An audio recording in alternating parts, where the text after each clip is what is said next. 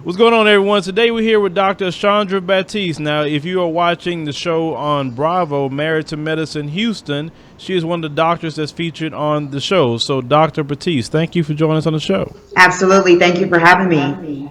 So, Dr. Batiste, for people that don't know much about you, could you tell everyone a little about yourself? I am a dentist. I have my own dental practice in Houston, Texas, right off of Westheimer, near the Galleria. I am a wife to Richard Cumby, and I am a mother to Avery and Logan. So I'm very, very, very busy. So, how long you been married? I have been married. It'll be 4 years in 2 weeks.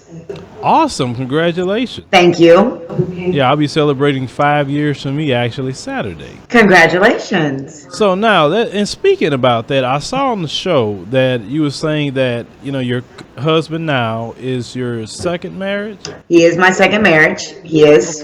Okay. And you were stating that this marriage was totally different and so much better than your first marriage. Absolutely. I mean, I got married pretty young, 23. I'm not blaming it on being young. I'm just blaming it on not being ready. My first husband and I there's no way we even could get along. We get along because we have a daughter, but besides that, it's just we're both different people. And so I got remarried at a time when I kind of knew what marriage should feel like and what love should feel like. And we found each other just at the perfect time.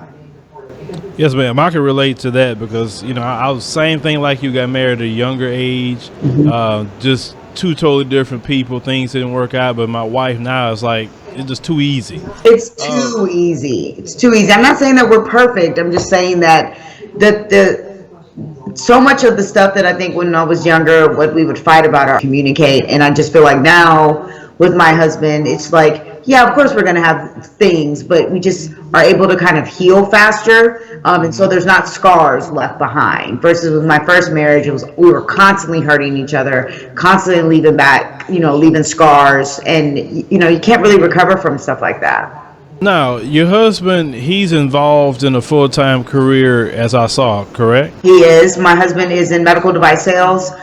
So he's in the OR every day with surgeons, helping them and assisting them with equipment that he provides. So, one of his top sales pieces of equipment is something called a ligature device, and that's just something that people use to seal vessels. So that means if you're getting a hysterectomy, if you're getting a colonectomy, all these things that need to cut, the vessel seals it. So that's what he does. He sits in surgeries and coaches surgeons with his equipment. So the question I have, and maybe you can help me. Sure. How do you find the time to, spend time with your relationship? Because, you can get so busy, with your practice. He can be busy, at the hospital. Where do you find the time for the kids and then even just your relationship?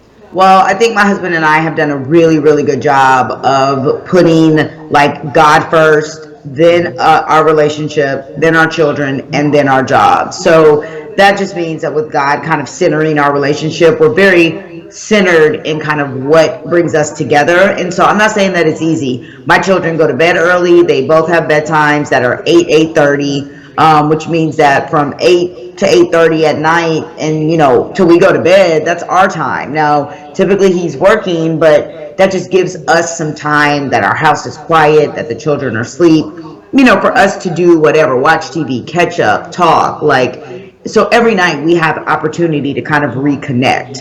I think that that's important. And I mean, both of us have to find time to put things down, put our phones down, make sure our children are getting attention. Both of our children, my son is 3, so he gets read to every night. Me and my daughter have conversations every day, because they have to know that they come before work. And so you have to find that balance. It's not easy, but you do have to find it. Now, I was watching the show and you stating that you inherited your practice, and you said that he was a white Jewish man. And then when you came in, everyone was looking at you like, okay, so what made him so confident in you to turn over his practice? Well, I don't know if it was really, really confidence. I think he was just kind of worn out, right? It's not necessarily that he considered it to be like his baby. He was just kind of like, all right, I'm done with this.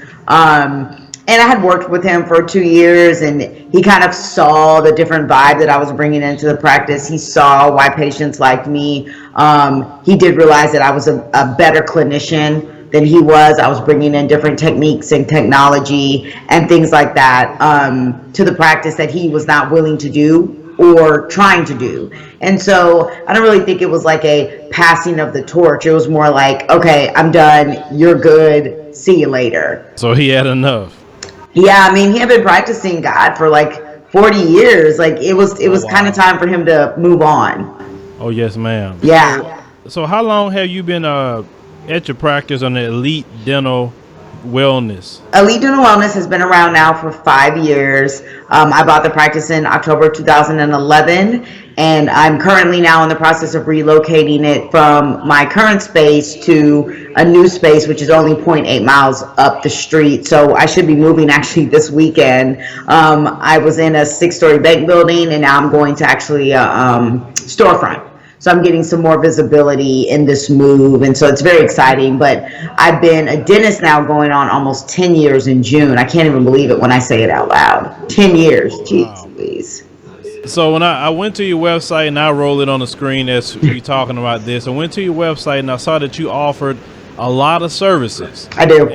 And you know, for us here, you know, we're definitely about supporting, you know, black-owned businesses. Well, and, thank you. Also, dentists as well. Thank and you. know, like I said, since I know who you are now, and I know about your business, that I want to bring my family, which Well, is a thank good you. sized family, Thank you. to come visit you. So, do you take new patients? I absolutely take new patients. We're constantly welcoming any patient that's willing to, come through our doors and get dental treatment.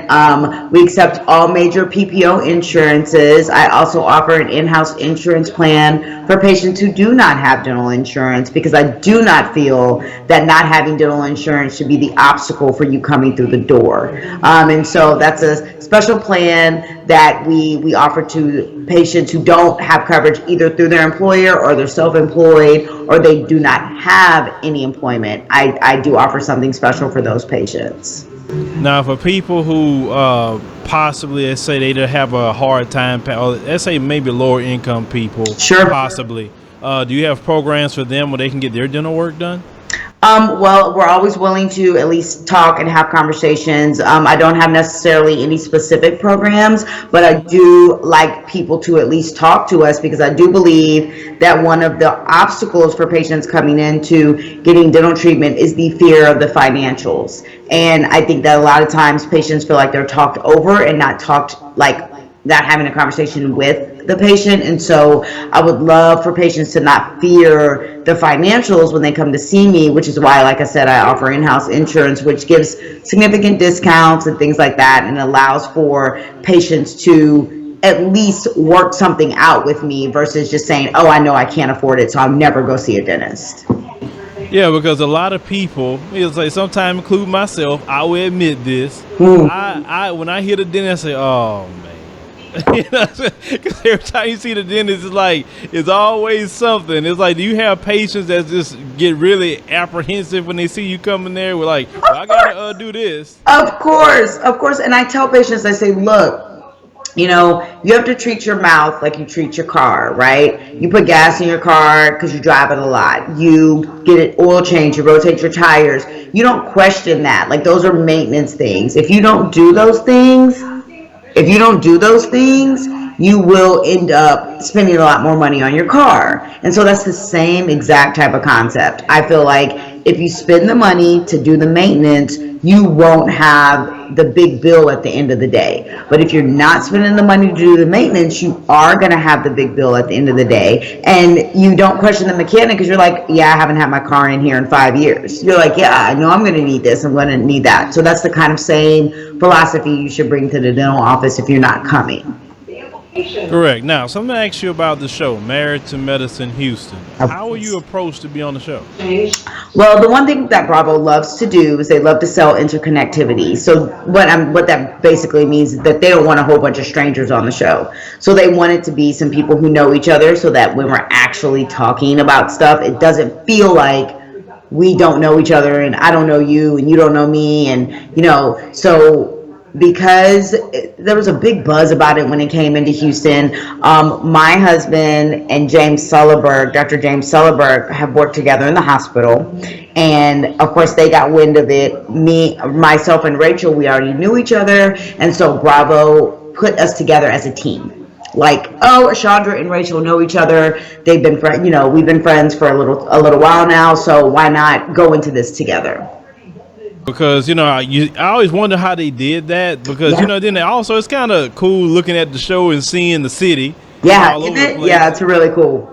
Yeah, because you don't say, oh, you know where that's at, but also some places y'all been, I was like, wow, I haven't been there. I didn't know you had this certain life that's in the same city where you're at, but it's just a total different environment. Oh, trust me, there was all the things that we went to. There were moments where I was like, oh man, I've never been here, and they had such good food and drinks, and Houston has so much to offer, and I feel like I'm blessed to be able to put Houston on the map in this type of way, because I feel like Houston's always been cool, but people don't know it's cool. The world doesn't know it's cool. And so when I'm watching our town, our city on TV, I'm like, already, that's Houston, that's us. Like we have the cool places, the hot spots, we are vibrant, we're fun, we're loud, you know what I mean? So I just feel like it's great because Atlanta has it, LA has it, we have it too. So I'm really, really happy that we're getting this platform. I always told people that, the difference between LA and Houston is that Houston, just to me, is just a smaller version of LA, just with a real down home feel. That's how I felt about it. Absolutely. So when it comes to your family being on TV, have they are okay with it, or are they just kind of as far as my kids, or as far as your kids getting used to the cameras and stuff? Well, my kids were they're little.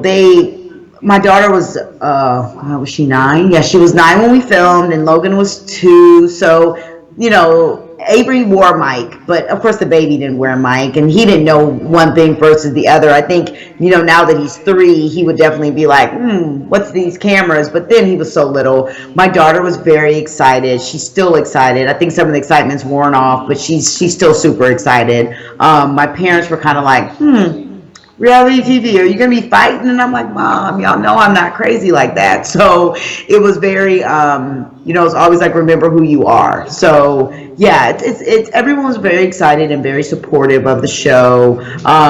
Very excited that I was the only African American female on the cast. So it was very exciting. Definitely, for sure. It looked like you guys had a good chemistry on the show from what I saw today.